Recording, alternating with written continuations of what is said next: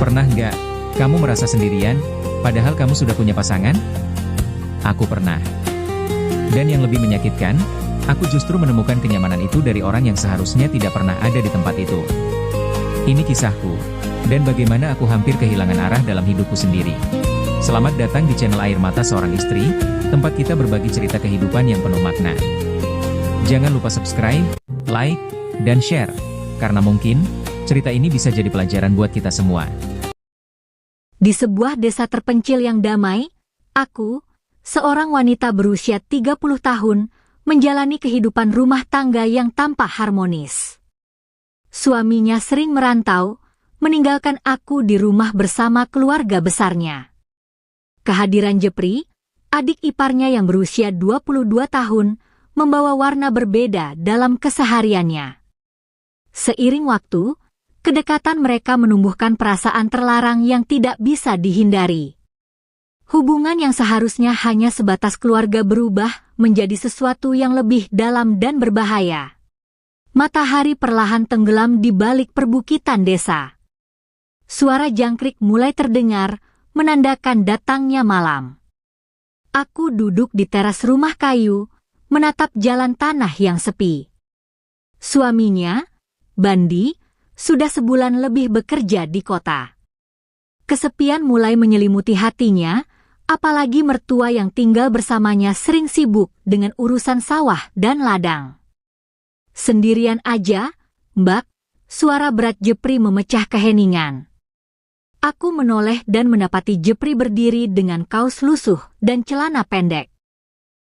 Jepri baru saja pulang dari sungai, rambutnya masih basah. Sejak kecil, dia tumbuh sebagai pemuda desa yang rajin dan tampan. Meskipun usianya lebih muda darinya, ada sesuatu dalam diri Jepri yang membuat aku nyaman. Ah, iya.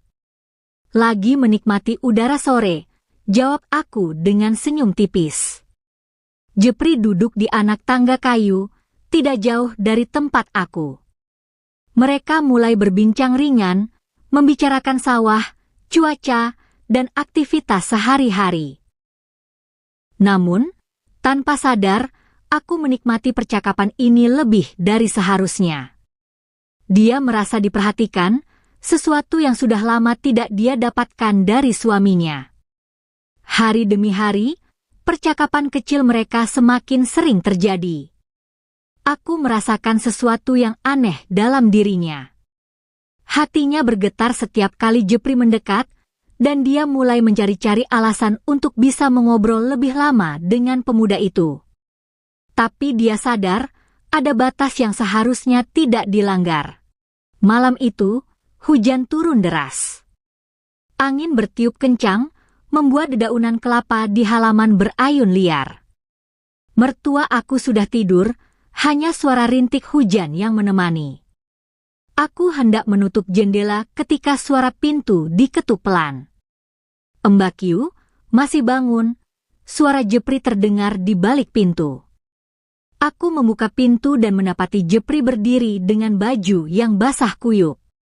Aku kehujanan di jalan tadi, gak enak kalau masuk ke kamar dalam keadaan basah, katanya sambil tersenyum canggung. Aku menghela napas, lalu mengambilkan handuk dari lemari. Sini, keringkan badan dulu, katanya sambil menyerahkan handuk itu. Jepri menerima handuk tersebut, tapi saat tangan mereka bersentuhan, ada sensasi aneh yang menjalar. Aku cepat-cepat menarik tangannya, tapi Jepri tidak segera melepaskannya. Bak Amira. Jepri menatapnya dalam. Detik itu juga, aku tahu mereka sudah melewati batas. Namun, entah kenapa dia tidak bisa menghindar. Rasa rindu, kesepian, dan gairah yang selama ini dia pendam tumpah ruah. Jepri mendekat, mengangkat tangan aku ke wajahnya. Aku gak bisa bohong lagi, aku selalu memperhatikan Mbak. Suaranya terdengar bergetar. Aku ingin menolak, ingin menghentikan semuanya. Tapi hatinya berkata lain.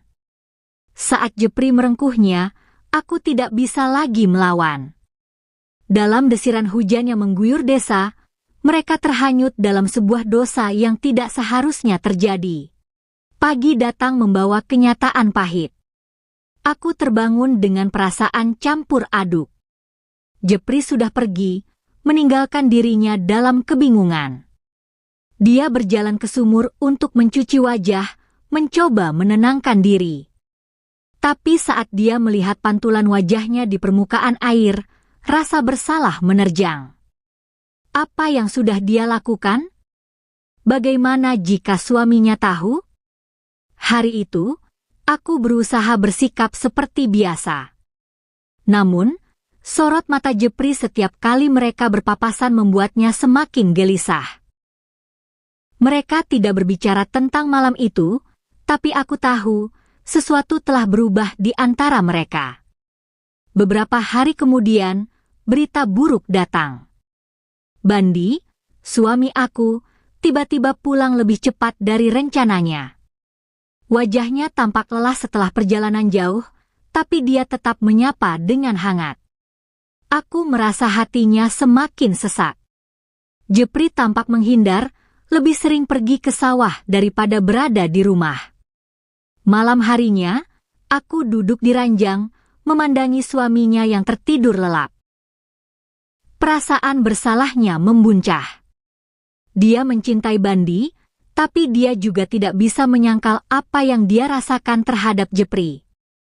Tak lama setelah itu, Jepri memutuskan pergi merantau ke kota. Dia tidak memberitahu alasannya, tapi aku tahu dia ingin menjauh. Hari-hari berlalu, namun bayangan Jepri masih menghantui aku.